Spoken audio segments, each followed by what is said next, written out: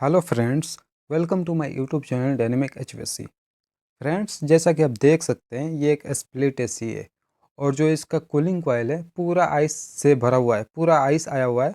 और इसमें प्रॉब्लम ये हो रहा है कि इसमें कूलिंग नहीं हो रहा है। जाहिर सी बात है, जब आइस आएगा तो कूलिंग नहीं होगा, एयर का फ्लो नहीं होगा, एयर का सर्कुलेशन नहीं होगा, तो इसके लिए कूलिंग का इशू आ रहा है। और इसमें प्रॉब्लम क्या हो रहा है कि जब ये आइस आया हुआ है तो आउटडोर इसका ऑन है। तो क्या इसका आउटडोर कंटिन्यू ऑन रहना चाहिए जब आइस आया हुआ है या नहीं रहना चाहिए? ये सारी चीज़ें इस वीडियो में हम समझने वाले हैं। ओके। और ये जो आइस आ रहा है ये बार बार आ रहा है। अभी इसका जो पैटर्न है, पैटर्न ही समझने वाले हैं इस वीडियो में। क्योंकि अभी क्या था, एक बार ये आइस प्रॉब्लम आया, आइस मेल्ट किया, फिर चला। चलने के बाद 2 महीने, करीब 2 महीने ये एसी सही चला। ओके। उसके बाद ये फिर प्रॉब्लम आया, फिर आइस आया। 2 महीने ठीक चला, कोई प्रॉब्लम नहीं है। 2 महीने के बाद फिर से आइस आया, फिर से आइस को मेल्ट किया गया, थोड़ा क्लीनिंग किया गया। फिर ये करीब 10-15 दिन ठीक चला, 2 हफ्ते ठीक चला, फिर आइस आया। अभी क्या हो रहा है कि अभी ये कंटिन्यू आइस आ रहा है। तो आप जैसा आप देख सकते हैं पैटर्न कि 2 महीने ठीक चला, फिर 1 महीने, फिर 15 दिन, 2 हफ्ते ठीक चला। अभी क्या हो रहा है, ये कंटिन्यू चल रहा है। ओके। अगर गैस का प्रॉब्लम होता तो गैस कम होता तो ये कूलिंग नहीं होता।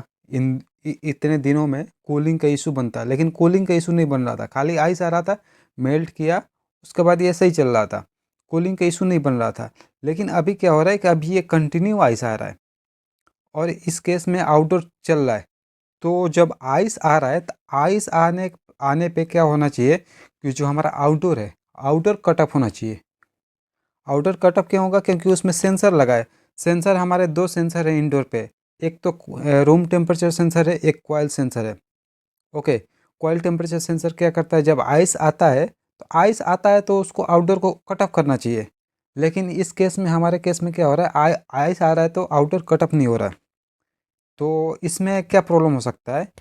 ऑलरेडी मैंने बताया कि गैस का इशू नहीं है। गैस का इशू होता तो कूलिंग का इशू आता पहले। तो पहले कूलिंग का इशू नहीं आया। ओके। अभी क्या हो सकता है इसमें प्रॉब्लम कि या तो सेंसर ख़राब हो सकता है, जो इसका कॉइल सेंसर है, कॉइल सेंसर या रूम टेम्परेचर सेंसर, ये ख़राब हो सकता है। तो मैंने ऑलरेडी जो पहली बार जब प्रॉब्लम आया था, सेकंड भी बार आया, तब भी मैंने ये चेक किया। तो इसका जो रेजिस्टेंस था, जो सेंसर का, वो बराबर आ रहा था, उसमें कोई मेरे को प्रॉब्लम नहीं दिखा। बाद में जब ये कंटिन्यू आने लगा, प्रॉब्लम कंटिन्यू आने लगा, कंटिन्यू आइस आने लगा, तो इसका पीसीबी में प्रॉब्लम आया। पीसीबी रिपेयर के लिए भेजा उसने। जो पीसीबी में रिले होता है, जो आउटडोर को सिग्नल देता है, उसका प्रॉब्लम निकला। वो उसने चेंज किया, पीसीबी रिपेयर किया, रिले को चेंज किया, उसके बाद फिर से हमने इसको लगाया। तो अभी क्या हो रहा है, अभी प्रॉब्लम नहीं हो रहा है, अभी ये सही चल रहा है। जब हमारा रूम टेम्परेचर मेंटेन हो रहा है तो ये आउटडोर अब कट ऑफ ले रहा है और आइस भी नहीं आ रहा है। तो इसमें प्रॉब्लम नहीं हो रहा था, पीसीबी का इशू था। ऑलरेडी सेंसर चेक कर लिया। ओके। सेंसर चेक कर लिए, फिर भी सही आ रहा है। फिर भी हम दूसरे एसी से निकाल के सेंसर लगाए कि सेंसर का हो सकता है, सेंसर का इशू हो। लेकिन सेंसर का ये इशू नहीं मिला। गैस का भी इशू नहीं था, एयर फ्लो का भी इशू नहीं था।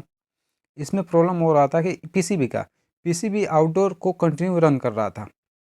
शुरू में तो ठीक चला, क्योंकि जो एसी है, एसी पुराना हो गया है, तो इसका पीसीबी कभी सिग्नल दे रहा था, कभी नहीं दे रहा था। इसके लिए 2 महीने चला, फिर 1 महीने चला। अभी क्या हो रहा है, अभी पीसीबी बिल्कुल तरह से फेल हो गया है, जिसकी वजह से ये कंटिन्यू आउटडोर को ऑन कर रहा है। तो जब आउटडोर रिपेयर किया गया, आउटडोर का जो रिले है, रिले स्टक हो रहा था, आउटडोर को रिले चेंज हुआ, अभी पीसीबी फिर से लगाया गया, एसी बराबर चल रहा है। तो इस केस में जो हमारा पीसीबी का इशू था, वो हमने सॉल्व किया। अभी हमारा एसी बिल्कुल सही चल रहा है। सो आई होप ये वीडियो आपको देखने से ये पता चला होगा कि क्या क्या इशू हो सकता है और कैसे कैसे पैटर्न बनता है। जैसा कि मैंने शुरू में बताया, पैटर्न बना, 2 महीने चला, 1 महीने चला, 15 दिन, फिर कंटिन्यू आया। तो ये एक पैटर्न बना था। तो ऐसे ऐसे इशू आ सकते हैं। आई होप ये वीडियो आपको इन्फॉर्मेटिव लगा होगा। सो फ्रेंड्स, अगर आपको ये वीडियो अच्छा लगा हो तो लाइक, शेयर एंड सब्सक्राइब करें। Thank you for watching this video. Thank you.